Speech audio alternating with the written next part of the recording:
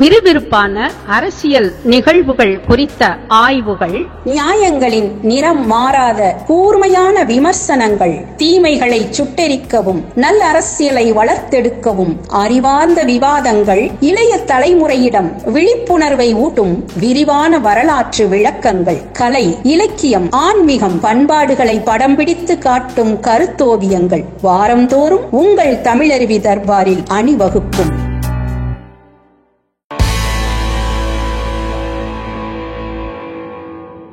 இயேசுநாதர் என்றால் அன்பே வடிவானவர், அன்பையே இந்த உலகுக்கு போதித்தவர். யாராவது உங்களை கன்னத்தில் அறைந்து விட்டால் பதிலுக்கு நீங்கள் அறையாமல் மறு கன்னத்தை காட்டுங்கள் என்று அகிம்சையை போதித்தவர். உங்களை வெறுப்பவர்களை கூட நீங்கள் நேசிக்க வேண்டும்.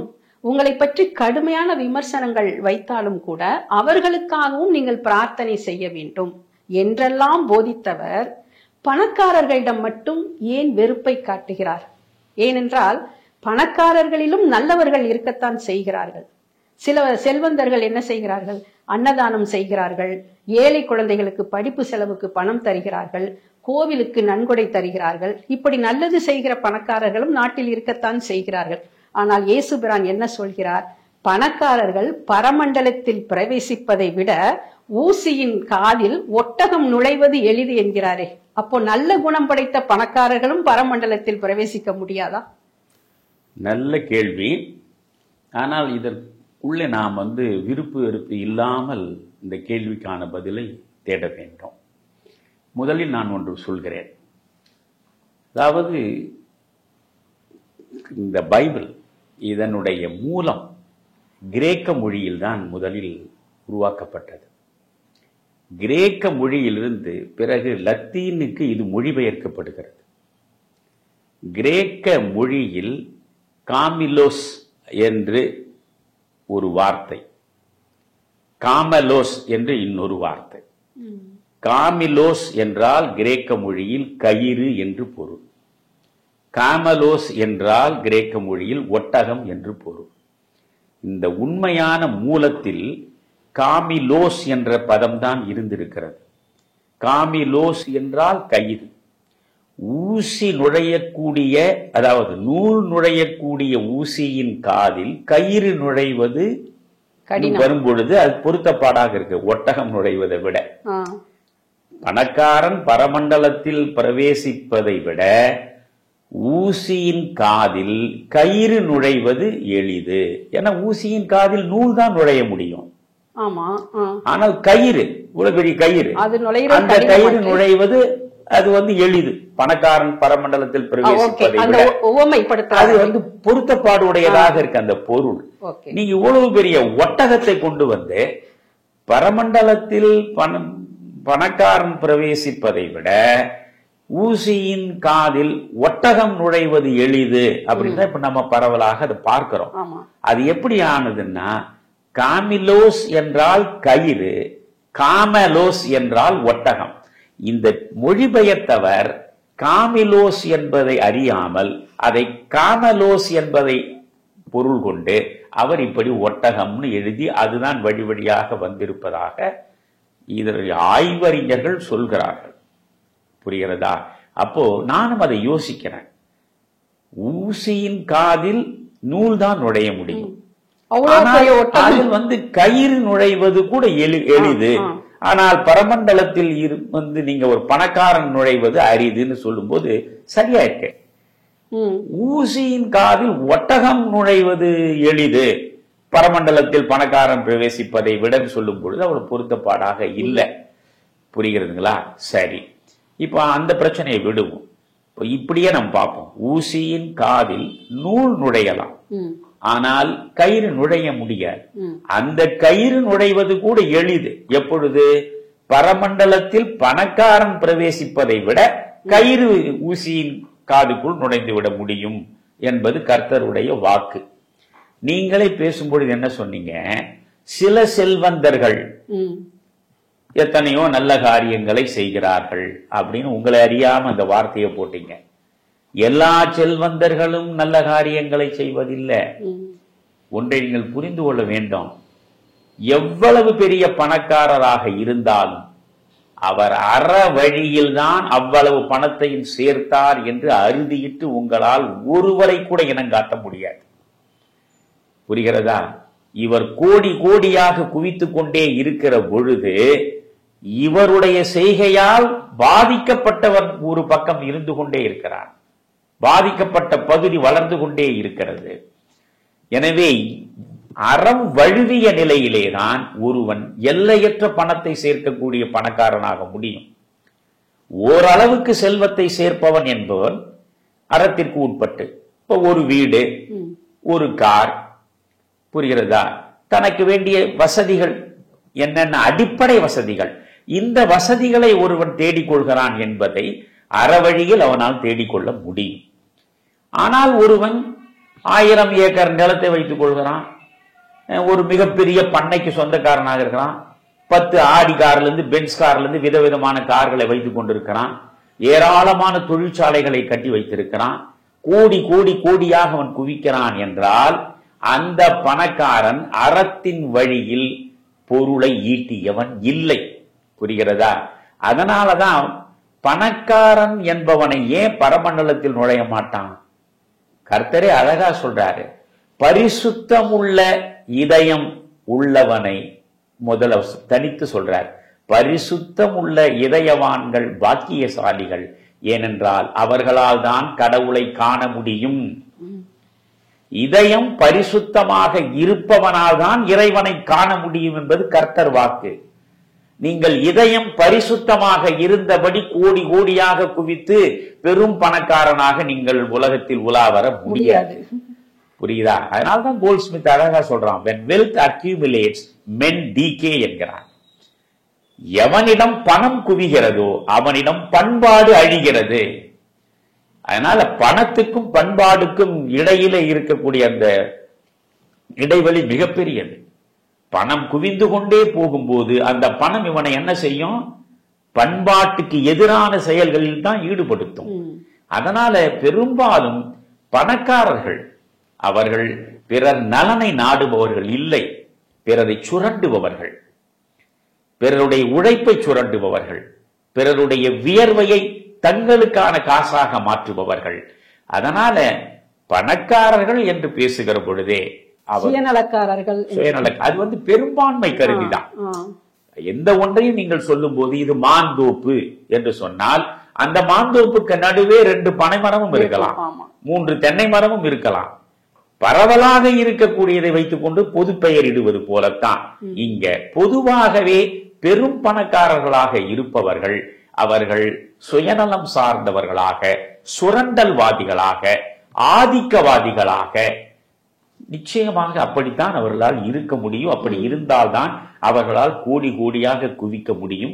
நம் கண் முன்னாலேயே நீங்கள் எத்தனையோ அரசியல்வாதிகளையே நாம் பார்க்கலாம். நாம் தனித்தனியாக பெயர்களை எல்லாம் சொல்லி இந்த அற்புதமான நிகழ்ச்சியை நாம் அதோடைய தரத்தை தாழ்த்தி விட வேண்டாம். நம் கண் முன்னாலேயே பார்க்கிறோம். கோடி கோடியாக அரசியல் உலகத்திற்குள் வந்து ஒருவரால் குவிக்க முடிகிறது என்றால் அவர் அறம் தழுவிய நிலையிலாத்தை செய்ய முடியும். அறம் வழுவிய நிலையில் தான் அதை அவர் செய்து முடிக்கிறார். அதனாலதான் கர்த்தர் மிக தெளிவாக இது அன்று தொட்டு இன்று வரை அது நடப்பதனாலதான் நீங்க பார்க்கணும். கர்த்தர் 2000 ஆண்டுகளுக்கு முன்ன சொன்னார், இன்றைக்கு அதுதானே கண் முன்னால் நடக்கிறது. அதனாலதான் அவர் அடிக்கடி சொல்வார், திரும்ப திரும்ப சொல்றார், ஏழையும் எளியவனும் தான் இறைவனிடம் முதலில் போய் சேர முடியும். நபிகளாரே அதை சொல்றாரு. இஸ்லாம்லேயே அவர் மிக தெளிவா சொல்வாரு, ஆண்டவனை அடைவதற்கு மிக முக்கியமானது ஏழ்மையும் எளிமையும் தான். புரியுதுங்களா? அதனால ஏழ்மையிலும் எளிமையிலும் இருக்கக்கூடியவனுடைய மனம் பரிசுத்தமாகத்தான் இருக்கும். பாவப்படாத பாத்திரமாக அந்த இதயம் இருக்கும். அதனால் அவனுக்கு சொர்க்கத்தில் இடம் உண்டு. ஆனால் எவ்வளவு பணத்தை அவன் பெருக்கி வைத்திருந்தாலும் அவனுக்கு மட்டும் பரமண்டலத்தில் இடம் கிடையாது என்று கர்த்தர் சொல்வது அர்த்தம் உள்ளது. பொதுவா இறைவன் ஒருவருக்கு அதிகமாக பணம் கொடுத்திருக்கிறான் என்றால் அது இல்லாதவருக்கு, ஏழை எளியவர்களுக்கு அந்த பணத்தை உதவியாக கொடுக்க வேண்டும் என்றுதான். காந்தி கூட என்ன சொல்றாருன்னா, வன்முறை இல்லாமல் செல்வந்தர்களிடமிருந்து பணத்தை பெற்று அதை அனாதைகளுக்கும் ஏழைகளுக்கும் கொடுக்க வேண்டும் என்பது இதுதான காந்தியினுடைய தர்மகர்த்தா கொள்கை. தியரி ஆஃப் ட்ரஸ்டிஷிப் என்று சொல்றோம். காந்தியத்தின் உயிர் தளமே அவருடைய பொருளியல் சார்ந்த பார்வையே இதுதான். அதாவது மார்க்சியம் என்பது மேட்டை தட்டி பள்ளத்தை நிரப்ப வேண்டும், அதுதான் சமப்படுத்துவதுதான். இங்கேயும் காந்தியமும் மேடு பள்ளம் இல்லாமல் சமத்துவத்தை கொண்டு வந்து சேர்ப்பதுதான். ரெண்டுக்கும் இடையில என்னன்னா, அது வன்முறையின் மூலமாகவாவது நாம் அந்த மேட்டை உடைத்து பள்ளத்தை நிரப்பி சமப்படுத்த வேண்டும் என்று மார்க்சியம் போகிறது. அதனுடைய அடிப்படை என்பது வன்முறையாகத்தான் இருக்கும். இதனால இங்க ருஷ்ய புரட்சியிலிருந்து எல்லாவற்றையுமே பார்த்தாலுமே மாற்றங்கள் வன்முறையின் மூலமாக மாற்றங்களையாவது உருவாக்குவது. ஏனென்றால் ஒரு சமத்துவ சமதர்ம சமுதாயத்தை மயிலே மயிலே இறகு போடு என்று சொல்லி உருவாக்கிவிட முடியாது. அதனால் வன்முறையை நாம் பயன்படுத்துவதில் தவறு இல்லை என்று மார்க்சியம் பேசும். ஆனால் காந்தியமும் இந்த சமதர்ம சமத்துவ சமுதாயத்தை பற்றியதுதான். அதனால அவர் சொல்றாரு காந்தி அழகா, ஐ ஆம் a நான் வயலண்ட் கம்யூனிஸ்ட். நானும் கம்யூனிஸ்ட் தான், பட் ஐ ஆம் a நான் வயலண்ட் கம்யூனிஸ்ட், வன்முறை அற்ற ஒரு கம்யூனிஸ்ட். அப்போ பணக்காரனிடம் பணம் குவிந்து கிடக்கிறது, ஆனால் அவனை மிரட்டி அவனை அச்சுறுத்தி அந்த பணத்தை பறித்து ஏழைக்கு கொடுப்பதை விட அவன் மனதை மாற்றி, ஆனால் அவன் எளிதா மாறிட மாட்டான். புரியுதுங்களா?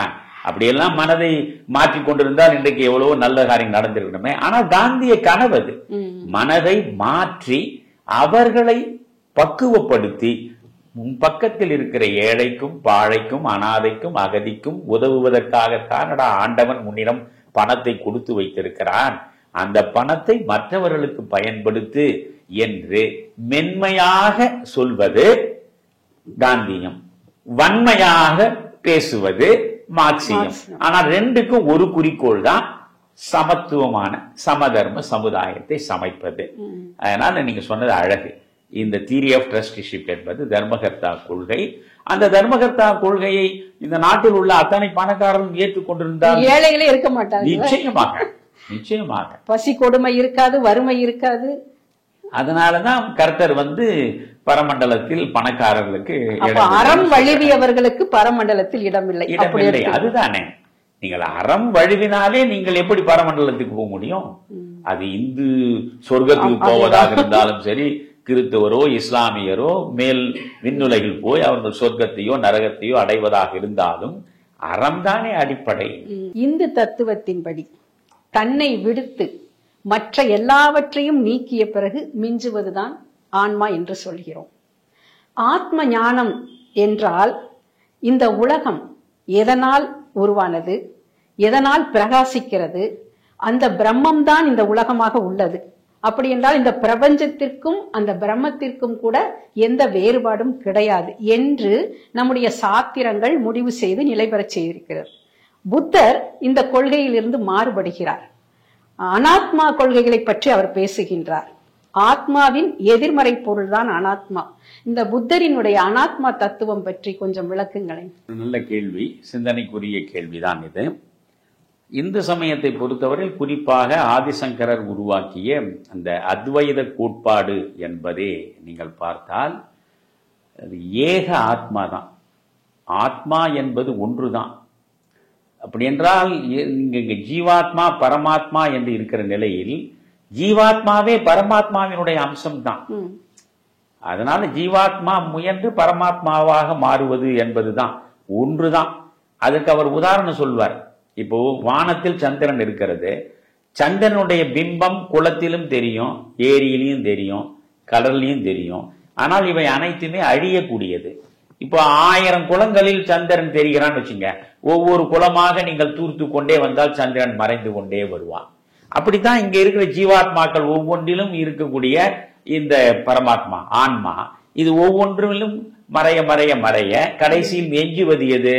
இறைவன் என்கிற பிரம்மம், பரம்பொருள். ஆக அந்த பரம்பொருள் தான் எல்லா உயிர்களுக்குள்ளேயும் ஆன்மாவாக இருக்கிறது. ஆன்மா அழிவற்றது. இந்து சமயத்தினுடைய அடிப்படை கோட்பாடு என்பதே ஆன்மா அழிவற்றது. அதனால்தான் பகவத்கீதையில கண்ணன் பேசுவது இந்த சட்டையை மாற்றிக்கொள்வது போல ஆன்மா ஒரு உடலை விட்டு வேறொரு உடலை நாடுகிறது. அந்த ஆன்மாவுக்கு அழிவு கிடையாது, உடம்புக்கு மட்டும்தான் அழிவு உண்டு என்று சொல்வது. இது ஏக ஆன்மாவை பற்றி பேசுகிற ஏகான்மவாதம்.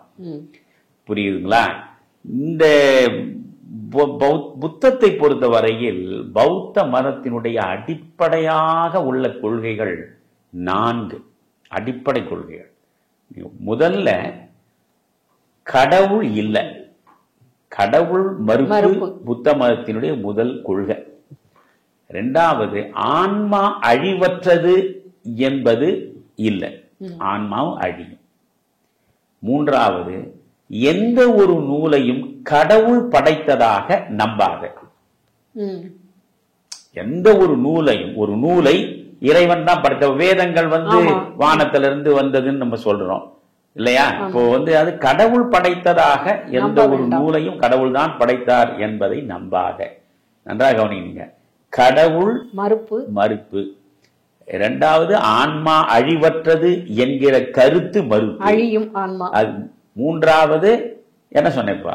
3வது வேதங்கள் கடவுளால் படைக்கப்பட்டது, எந்த ஒரு நூல் கடவுளால் உருவாக்கப்பட்டது என்பதை ஏற்காதே. புரியுதுங்களா? 4வது இந்த உடம்பு, இந்த வாழ்க்கை என்னும் பிரவாகத்துல இப்பொழுது நாம் வாழுகிறோமே, இந்த வாழ்வு இத்தோடு முடிகிறது என்று நினைக்காதே. இங்கதான் ஒரு முரண் இருக்கும். இது ரொம்ப தத்துவ ஆராய்ச்சியா நம்ம பார்க்கணும். இல்ல ஒரு மறுஜென்மத்துல கூட மறுஜென்மம் உண்டு, அதைத்தான் அவர் சொல்றது கவனிக்கணும். நீங்க இப்போ சார்வாகம் என்பது நாத்திகவாதம். நீங்க சார்வாகம், அதுக்கு பிறகு நீங்க யோகம், சாங்கியம், நியாயம், வைசேஷிகம், பிறகு மீமாம்சம், அப்புறம் வேதாந்தம், தரிசனங்கள் 9, அப்புறம் வேதாந்தம், சமணம், பௌத்தம், இப்படி 9 தரிசனங்கள் தான் இந்து தரிசனங்கள் அல்லது இந்திய தரிசனங்கள்னு வைத்துக் கொள்ளுங்க. இந்த இந்தியாவில் பிறப்படுத்த இந்த 9 தரிசனங்கள்ல 3 தரிசனங்கள் நாத்திகத்தை மையமாக கொண்டவை. சார்வாகம், சமணம், பௌத்தம், இந்த 3மே நாத்திகத்தை மையமாக கொண்டு. சார்வாகம் என்பது முழுக்க அது லோகாயதவாதம்னு சொல்றோம். இப்ப மெட்டீரியலிசம் அப்படின்னு சொல்றேன் இல்லையா, அதுதான் லோகாயதம். அதாவது என்ன, சார்வாகம் எதை சொல்கிறது என்றால் அதுதான் ஆதி சிந்தனை. நீங்க இந்த 9 தரிசனங்கள்லேயே ஆதி சிந்தனையாக தரிசனம் என்பது சார்வாகம் தான். சார்வாகம் பேசுவது என்னன்னா, 3 விஷயங்கள் இருக்கு. ஒன்று, நீங்க வேதங்களையோ அல்லது மதத்தையோ கடவுளையோ அணுகுவதாக இருந்தால் 3 விஷயங்கள், 3 பாதைகளின் மூலம் தான் நீங்க போகணும். அந்த 3 பாதைகள் என்பது நீங்க பார்க்கிற பொழுது, ஒன்று பிரத்யட்சம், 2வது அனுமானம், 3வது ஆப்த வாக்கியம். இந்த 3 தான். இப்ப இந்து மதம் இருக்கிற பிரத்யட்சத்தை ஏற்றுக்கொள்ளும், கண்ணால் காண்பது அதை ஏற்றுக்கொள்ளும். அனுமானம், இது இப்படித்தான் இருக்கும் என்று அனுமானிப்பதையும் இந்து மதம் ஏற்றுக்கொள்ளும். ஆப்த வாக்கியம், வேதங்களும் உபனிஷதங்களும் சொல்லக்கூடியது அப்படியே ஏற்றுக்கொள்ளும், மறுப்பில்லாமல். அப்ப இந்த 3ஐயும் இந்து மதம் ஏற்றுக்கொள்கிறது. இந்த 3ஐயும் பாத்தீங்கன்னா பிரத்யட்சம் என்ற ஒன்றை மட்டும் ஏற்பதுதான் சார்வாகும். என் கண் முன்னால் காணக்கூடியதை மட்டும்தான் நான் நம்புவேன். அதில் இன்னொன்னு நீங்க பார்க்கணும். பொதுவாக பஞ்சபூதங்கள் நிலம், நீர், காற்று, நெருப்பு, ஆகாயம்னு சொல்றோம். சார்வாகத்தின்படி நிலம், நீர், காற்று, நெருப்பு 4 தான். காரணம், நிலத்தை நான் பார்க்கிறேன், காற்று என் மேல் படுவதை நான் உணர்கிறேன், நெருப்பை நான் பார்க்கிறேன், புரியுதுங்களா? நீரை பார்க்கிறேன். ஆகாயம்னு ஒண்ணு சொல்ற இருக்குது, அது ஆகாயம் இல்லையா, அது திறந்த வெளி. அது அது ஆகாயம் என்பதை என்னால் ஏற்றுக்க முடியாது. சார்வாகத்துல 5 பஞ்சபூதங்களில் 4ஐ மட்டும்தான் ஒத்துப்பான். காரணம், நான் காணக்கூடியது உணரக்கூடியது. காற்றை நான் கண்ணால் காண முடியாம உணர முடியும் என்னால. மற்றபடி நீர், நிலம், நெருப்பை நான் காணுறேன். அதனால பிரத்யட்சமாக தெரிவது எதுவோ அதை மட்டும்தான் நான் நம்புவேன் என்று சொல்வது சார்வாகும். அதனால கடவுள் இல்லை, என்ன நான் பார்க்கல, நான் பார்க்காத ஒன்றை ஏத்துக்க மாட்டேன்.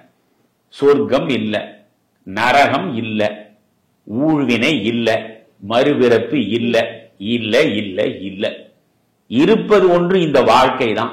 இந்த வாழ்க்கையை அனுபவி, எந்த கவலையும் இல்லாம அனுபவி. இது கிரேக்கத்திலேயே எபிக்யூரியனிசம்னு சொல்லுவாங்க.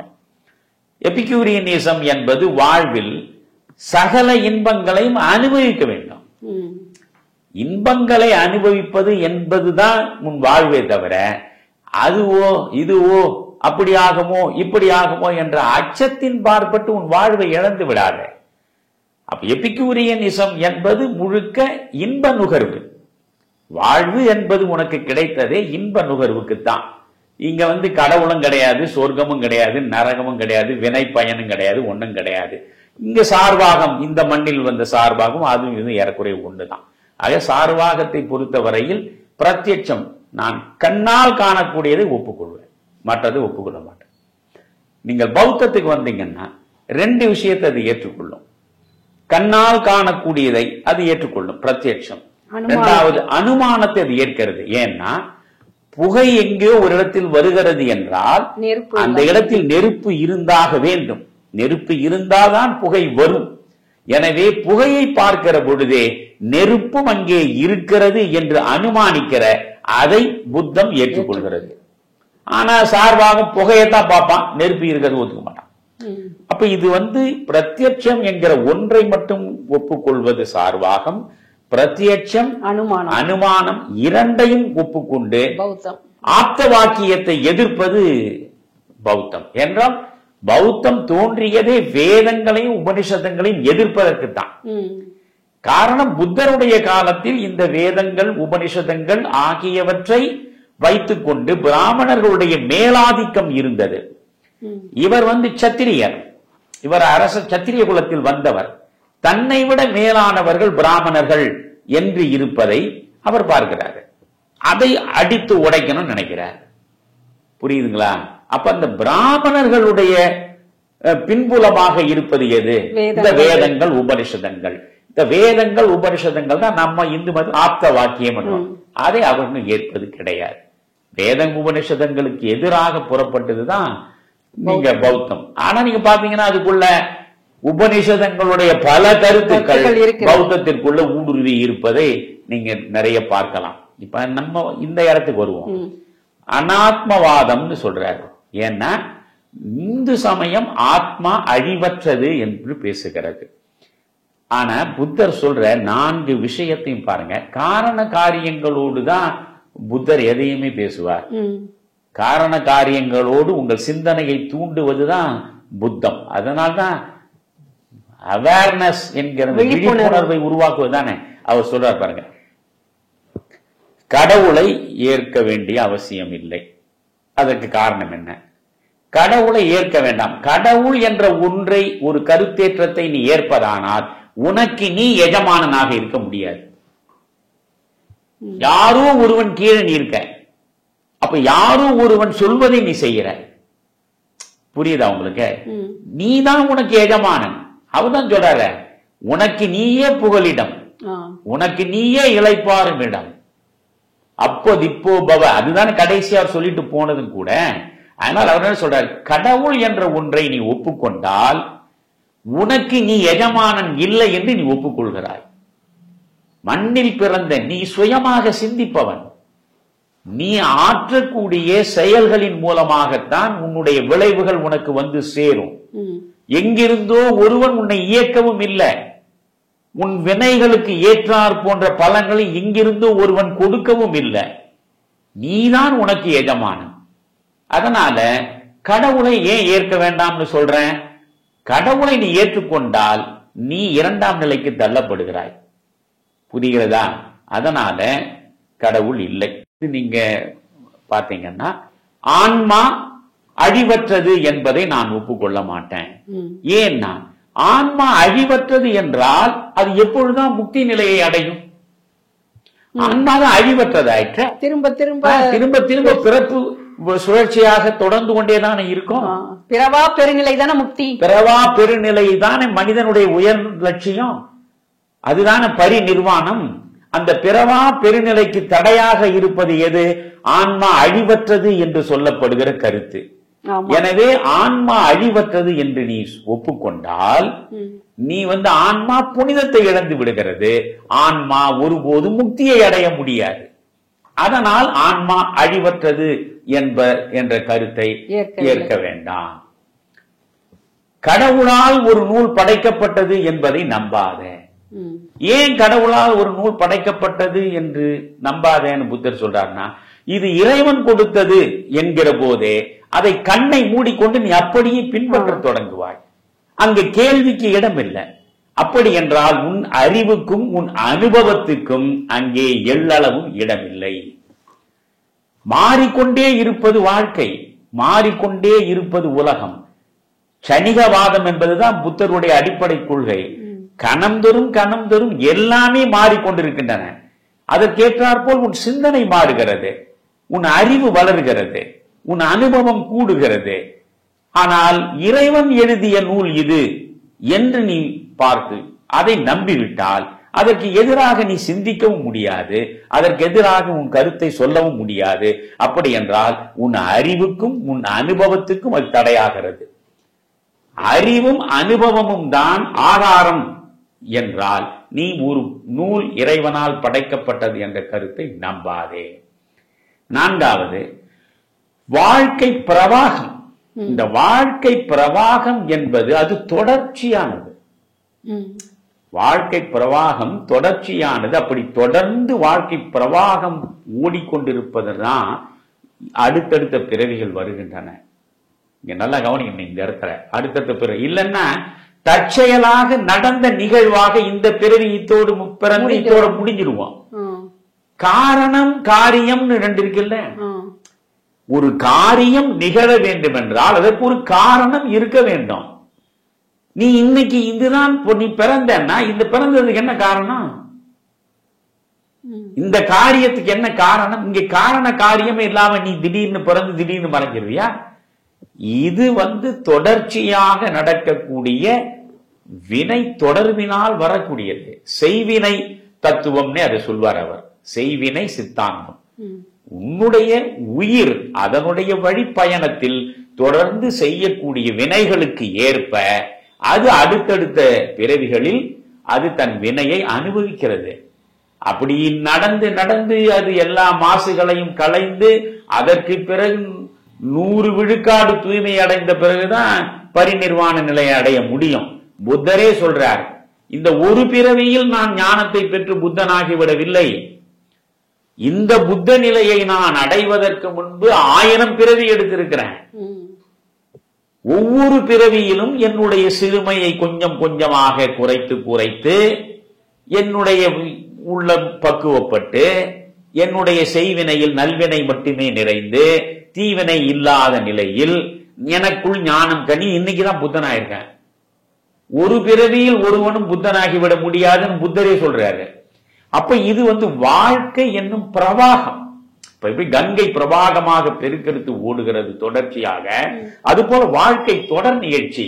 இது ஒரு இடத்தில் தோன்றி மறைவது என்று இல்லை.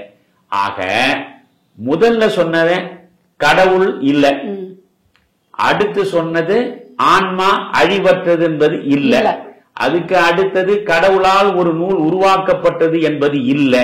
இந்த மூன்றுமே லோகாயதவாதம் என்று பேசப்படுகிற சார்வாகத்துக்கு பக்கத்துல போய் இருப்பது.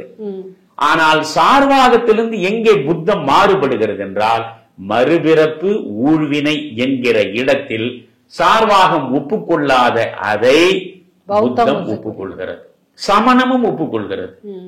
கடவுளை மறுக்கிற சமணமும் கடவுளை பற்றி பேசாத பௌத்தமும், நான் சொல்ற வார்த்தையை நீங்க பார்க்கணும், கடவுளை மறுக்கிறது சமணம் வெளிப்படையாகவே. ஆனால் பௌத்தம் கடவுள் குறித்து பேசுவதில்லை, அது தேவையில்லை. என் வகை மார்க்கங்கள் முழுக்க முழுக்க ஒழுக்கத்தின் அடிப்படையில், அறத்தின் அடிப்படையில், வாழ்வின் அடிப்படையில் தான் நீ பரிநிர்வாணத்தை அடையணும். அதனால அங்கே கடவுளுக்கே இடம் இல்லை. நீயே உனக்கு ஒளியாவாய். ஆமா, நீயே உனக்கு ஒளியாவா என்பதுதான். அதனால இங்க அவர் சொல்லக்கூடியதுல இந்த 4 கருத்துக்களையுமே காரண காரியங்களோடு தான் அவர் சொல்றார். புரியுதுங்களா? கடவுளை மறுக்கிறேன், ஏன்னா கடவுளை மறுக்காவிட்டால் எனக்கு நான் எஜமானனாக இருக்க முடியாது. புரியுதா? நீ ஆன்மா அழிவற்றது என்பதை நான் மறுக்கிறேன். ஆன்மா அழிவற்றது என்றால் அது ஒரு நாளும் முக்தி நிலையை அடையவே முடியாது. அது புனிதம் நிறைந்ததாக இருக்கவும் இயலாது. ஒரு இறைவன் தான் ஒரு நூலை படைத்தான் என்பதை நான் மறுக்கிறேன். காரணம், இறைவன் ஒன்றை படைத்து விட்டான், அதுதான் அந்த புத்தகம்னு நீ சொல்லிட்டீங்கன்னா அத உன்னுடைய அறிவுக்கும் உன்னுடைய அனுபவத்திற்கும் அதற்குள்ளே செல்ல இடமில்லை. அதனால அதை நீ ஏற்றுக்கொள்ளாத. இப்படி மறுக்கிறவர் இந்த வாழ்க்கை என்னும் பிரவாகம் விதி கோட்பாடு அவர் பேசல. விதி என்று அவர் நேரடியா பேசல. செய்வினை கோட்பாடு. செய்வினை, நீ எதை செய்கிறாயோ அந்த செயலுக்கு ஏற்ற வினை உன்னை தொடரும். நீங்க சமணத்துல இந்த செய்வினை கோட்பாட்டுக்கு ரொம்ப அழகான உவமை சொல்லுவாங்க. அதாவது கர்ம பந்தம் உன்னை தொடர்ந்து எத்தனை பிறவிகள் எடுத்தாலும் கர்மம் உன்னை தொடர்ந்து கொண்டே வரும். அது எப்படின்னா, பருந்து வானத்தில் பறக்கிற பொழுது அதனோடு நிழல் தொடர்ந்து செல்வது போலவே எத்தனை பிறவிகள் எடுத்தாலும் பிறவி தோறும் உன்னுடைய கர்மம் தொடர்ந்து வரும்னு சொல்றது. அதனால இங்க ஆன்மா அழிவற்றது என்பதை ஒப்புக்கொள்ள என்னால் இயலாது என்று புத்தம் பேசுகிறது. அதற்கு பேர் தான் அனாத்மவாதம். சங்கரர் சொல்வது ஏகான்மவாதம், ஒரே ஒரு. நீங்க சமணத்துக்கு போனீங்கன்னா அநேகான்மவாதம். அநேகான்மவாதம் என்பது, அப்ப அதை பத்தி விளக்க ஆரம்பிக்க நான் ரொம்ப பெருசா போவோம். ஆக அநேகான்மவாதம் என்பது சமணம், ஏகான்மவாதம் என்பது இந்து சமயத்தில் சங்கரர், இந்த அனாத்மவாதம் என்பது பௌத்தம். ஓகே, ரொம்ப ரொம்ப சிறப்பா நான் ஒரு 2 வரியில கேட்கிற கேள்விகளுக்கு நீங்க ஒரு வரியில 2 வரியில பதில் சொல்லிட்டு போகலாம். ஆனாலும் மிகச் சிறந்த கருத்துக்களோடு வேதங்கள், உபநிடதங்கள், சமய கோட்பாடுகள் எல்லாவற்றையும் நேயர்களுக்கு வெகு எளிதாக புரியும்படி ஒவ்வொரு வினாக்களுக்கும் நீங்கள் அளிக்கின்ற அந்த விடை என்பது மேலும் மேலும் இன்னும் கொஞ்ச நேரம் நீங்க பேசிட்டு இருக்க கூடாதா, இன்னும் நிறைய தெரிந்து கொள்ள வேண்டும் என்ற ஆவலைத்தான் தூண்டுகிறது. அதே ஒரு பாதிப்பு தான் நம்முடைய நேயர்களுக்கும் இருக்கும் என்று நினைக்கின்றேன். மிக்க நன்றி ஐயா. நன்றி வாசுகி. என்னவென்றால் இதுக்கு நீங்க தொடர்ந்து நிறைய தேடி தேடி வாசிக்க வேண்டும். அறிவை விரிவு செய்வதுதான் ரொம்ப அர்த்தமுள்ள வாழ்க்கை. அறியாமைக்கு எல்லையே கிடையாது. வானம் போல் விரிந்து கிடப்பது அறியாமை. அறிவுக்கு எல்லை உண்டு. அந்த அறிவின் எல்லையை நீங்கள் கொஞ்சம் கொஞ்சமாக விரிவு செய்ய வேண்டும் என்றால் நிறைய வாசிக்க வேண்டும். வாசிப்பதோடு நிற்கக்கூடாது, வாசிப்பதை யோசிக்க வேண்டும். வாசிப்பது ஒரு பக்கமும், அந்த வாசித்ததை மனதுக்குள் வைத்து தன்னியல்பாய் யோசிப்பது மறுபக்கமுமாக இருக்கிற போதுதான் உங்கள் அறிவு விகசிக்கும். அதுதான் பாரதி திரும்ப திரும்ப சொல்வது, அந்த சுடர் மிகும் அறிவுடன் படைத்து விட்டாங்கன்னு சொல்றாங்கல்ல, அந்த அறிவு சுடர் மிகுந்ததாக எப்பொழுது மாறும்னா நிறைய வாசிப்பதும் தன் போக்கில் யோசிப்பதும் இந்த வாழ்வு குறித்து ஆய்வதுமாக இருக்க வேண்டும். அது நான் ஒரு நேற்றைக்கு முன்தினம் கூட தருமபுரியில் ஒரு நிகழ்ச்சியில ஆன்மீகம் பற்றி பேசினேன். அங்கேயும் சொன்னேன், நிறைய இது போன்ற ஆன்மீகம் சார்ந்த செய்திகளை சாந்தோக்கிய உபநிடதம், மாண்டூக உபநிடதம், மாண்டூக்கிய உபநிடதம், கேன உபநிடதம், அப்புறம் கடோப உபநிடதம், தைத்திரிய உபநிடதம், ஈசாவாசிய உபநிடதம், ஒவ்வொன்றை பற்றியும் நான் விரிவா பேசவும் சொன்னேன். இதையெல்லாம் நீங்கள் திரும்பி கூட பார்ப்பது இல்லை. நீங்க என்ன நினைப்பீங்க, இவனுக்கு 76 வயசாகி போச்சு, ஓல்டு மேனு, ரிட்டையர்டு பர்சன், வேற வேலை இல்லை, அதனால இவர் இதையெல்லாம் படிக்கிறாரு, நமக்கு 1000 வேலை இருக்கு, அதனால நம்மால இதை எப்படி படிக்க முடியும்னு நீங்க நினைக்கலாம். நான் இன்னைக்கு ஓல்டு மேன், இன்னைக்கு ரிட்டையர்ட் பர்சன், ஆனால் என் பள்ளி பருவம் தொட்டே இன்று வரை தொடர்ந்து வாசிப்பது வாசிப்பது வாசிப்பது என்பதையே என் வாழ்க்கையாக மாற்றிக்கொண்டேன். அதனாலதான் உங்களுக்கு இவ்வளவையும் என்னால் கொண்டு சேர்க்க முடிகிறது அப்படின்னு சொன்னேன். அதனால இவற்றையெல்லாம் மற்றவர்கள், ஏனென்றால் அவர்களுக்கு படிக்க நேரம் இல்லாமல் இருக்கலாம், ஆனால் இதை கொஞ்ச நேரம் உட்கார்ந்து கேட்பதன் மூலம் அவருடைய அறிவை விரிவு செய்து கொள்ளலாம். அதனுடைய நம்ம விடை தேடும் வினாக்களுடைய நோக்கமே அதுதானே. அதுக்காகத்தானே உங்களை வாசுகி அடுத்த முறை வரும் பொழுது நல்ல கேள்விகளா கேளுங்க, நல்ல நல்ல கேள்விகளா கேட்டா என்னால நல்ல பதில்களை கொடுக்க முடியும், அதனால நற்பயன் கிடைக்கும்னு சொல்றோம். அதனால ஒவ்வொரு முறை வருகிற பொழுதும் அழகழகான கேள்விகளோடு வருகிற வாசுகிக்கு என்னுடைய அன்பும் நன்றியும் கலந்த வணக்கம். இல்லையா, நீங்க சொன்னீங்க வாசிப்பை பத்தி. எனக்கு தெரிஞ்சு உங்களோட கொஞ்சம் ரொம்ப நெருக்கமான பழக்கம் இருக்கிறதன் அடிப்படையில உங்களை பாக்குறேன் நானு. ஒரு நாளில் குறைந்தது ஒரு 8 மணி நேரமாவது 10 மணி நேரத்துக்கு மேலேயும் படிப்பேன். நீங்கள் வாசிப்பதற்கு செலவிடுகிறீர்கள். அப்படி வாசித்து வாசித்து உங்கள் சிந்தையில் சேர்த்து வைத்த சிந்தனைகளை இன்று இத்தனை பேருக்கு நீங்க அள்ளி அள்ளி கொடுக்கிறீங்களா, அமுத சுரபி போல. அது எப்படி, அது மணிமேகலுடைய அட்சய பாத்திரம் மாதிரி குறையாமல் வந்து கொண்டே இருக்கிறது. இதன் மூலமே தெரிகிறது உங்கள் அறிவு எவ்வளவு விகசித்திருக்கிறது. இறைவன் போட்ட பிச்சை, என் தாயும் தந்தையும் செய்த புண்ணியம். உங்களிடம் நான் உங்கள் எதிரே அமர்ந்து வினாக்களை நான் தொடுக்க விடைகளை நீங்கள் கொடுப்பது எனக்கு ரொம்ப பெருமையா இருக்குது. ரொம்ப மகிழ்ச்சி வாசிங்க. நன்றி, வணக்கம்.